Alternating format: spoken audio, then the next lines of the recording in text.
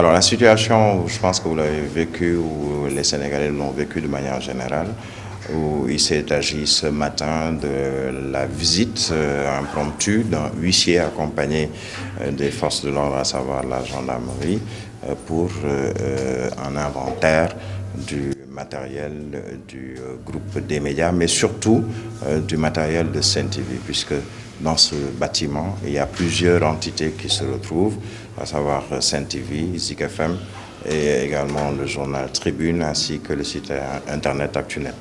Alors, pour l'huissier, il s'agissait surtout de faire un inventaire. C'est plus le modus operandi qui aujourd'hui pose problème, dans la mesure où un huissier peut venir, même si il a la latitude de se faire accompagner par des forces de l'ordre, avec, disons, 2 ou 3 éléments, puisqu'il n'y a pas eu, je veux dire, une situation dangereuse pour le commis, à savoir le huissier qui s'est rendu ou qui est venu dans le groupe des médias.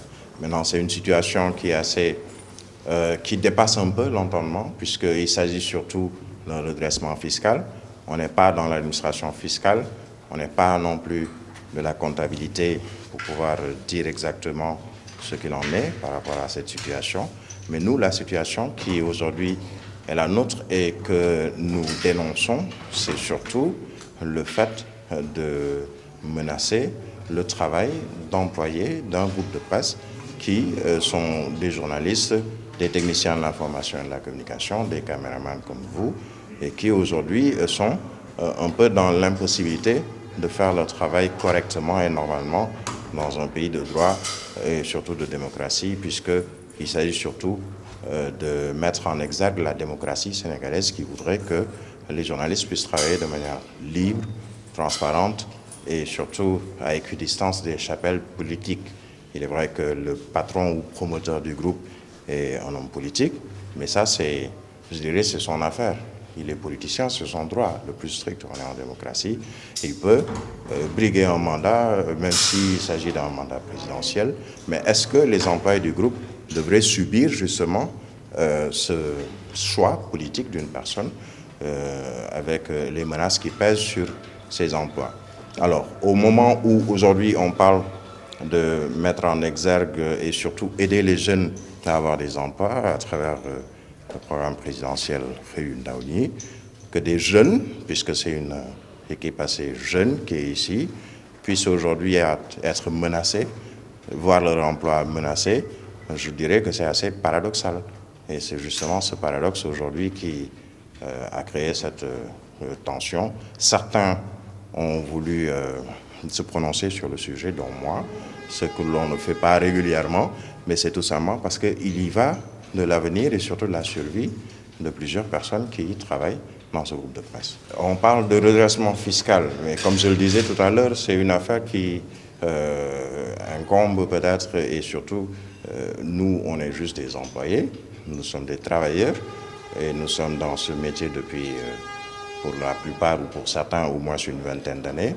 Ces histoires de fisc, d'impôts et autres, ça c'est plus l'administration qui pourrait répondre. Mais ce qui est sûr, c'est plus nous, le modus operandi qui nous pose problème, mais pas le redressement fiscal, même si je pense que sur le plan administratif, il y avait ce qu'on appelle une amnistie fiscale qui touche l'ensemble des groupes de presse de ce pays. Maintenant, si on veut extirper de ces groupes de presse le groupe des médias parce que peut-être soi-disant son promoteur est un homme politique, ça c'est une affaire bien différente. Je pense que les politiques peuvent faire ce qu'ils font et ils le font très bien sur le plan politique, sur le terrain, mais qu'il n'y ait pas ce qu'on appelle des fers de lance que sont les journalistes, qu'il n'y ait pas également des boucs émissaires et surtout qu'il n'y ait pas de conséquences sur ceux qui travaillent dans ces groupes de presse parce que beaucoup de groupes de presse aujourd'hui ont des promoteurs qui sont politiques mais qui ne subissent pas peut-être ce genre de désagrément. Ce qui est sûr, c'est que d'un côté comme de l'autre, certains vont profiter de la situation. Est-ce que Bougane va profiter de la situation sur le plan politique? Ça, c'est son affaire à lui.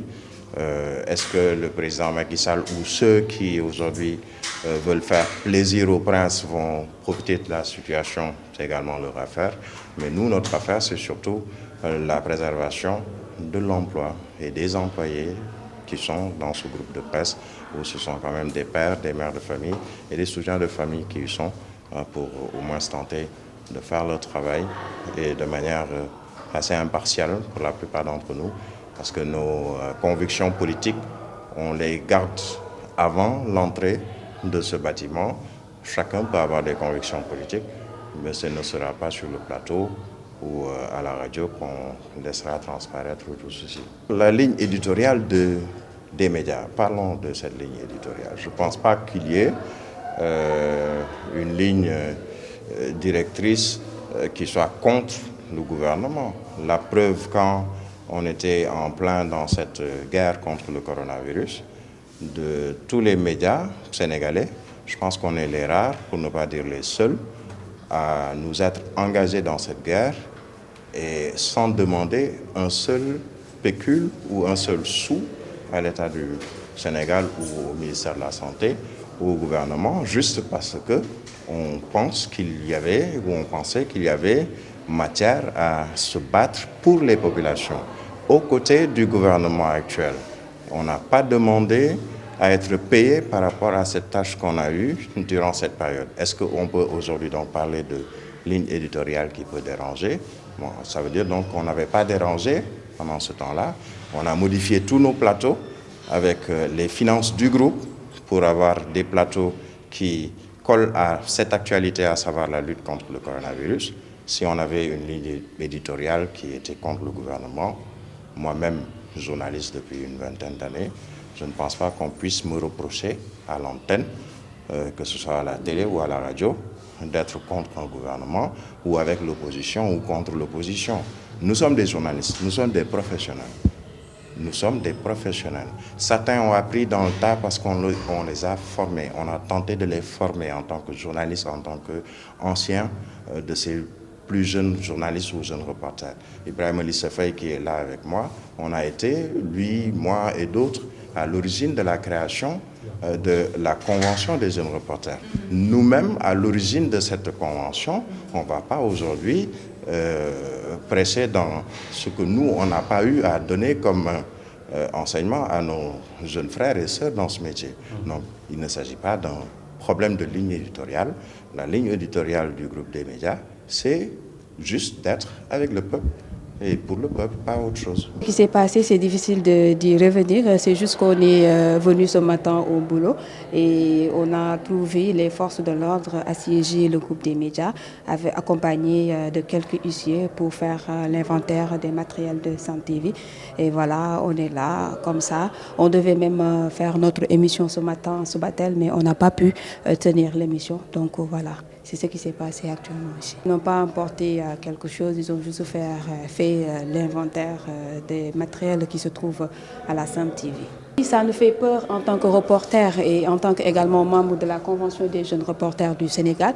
Ça nous fait peur parce que de voir des reporters aujourd'hui un peu leur outil de travail menacé, donc c'est déplorable et j'interpelle directement le chef de l'État Macky Sall parce qu'il y a des pères de famille ici dans cette maison qui ont voté pour lui en 2012 pour le changement. Il y a des mères de famille qui ont voté pour lui en 2012 pour le développement du Sénégal. Aujourd'hui, si on voit quand même ces pères de famille et mères de famille, leur travail menacé, c'est déplorable. Donc nous l'interpellons pour lui dire de stopper cela parce que ce n'est pas intéressant de parler de l'emploi des jeunes et on tend vers des jeunes qui, je peux dire, leur travail menacé. C'est vraiment déplorable. Nous, on ne fait pas de la politique et j'assume mes propos. Je ne fais pas de la politique, on ne fait pas partie du mouvement Gëm Sa Bopp et c'est deux entités différentes. Je pense que le groupe des médias, c'est différent du mouvement Gëm Sa Bopp. Donc, il faut savoir faire la part des choses et c'est vraiment déplorable. De l'acharnement, on peut l'appeler ainsi, parce que je me suis dit que c'est un peu précipité quand même. Entre-temps, le fait de bloquer les comptes, de venir faire l'inventaire, assiéger le groupe des médias, c'est vraiment déplorable. Ils sont venus le matin, ils nous ont trouvés ici, ils ont salué les gens et voilà, il n'y a pas d'échange, il n'y a absolument rien du tout. Donc quand on a vu quand même ce monde fou des gendarmes, c'est vraiment déplorable parce qu'il n'y a pas eu d'échange entre le personnel et les forces de l'ordre ni avec les huissiers de justice.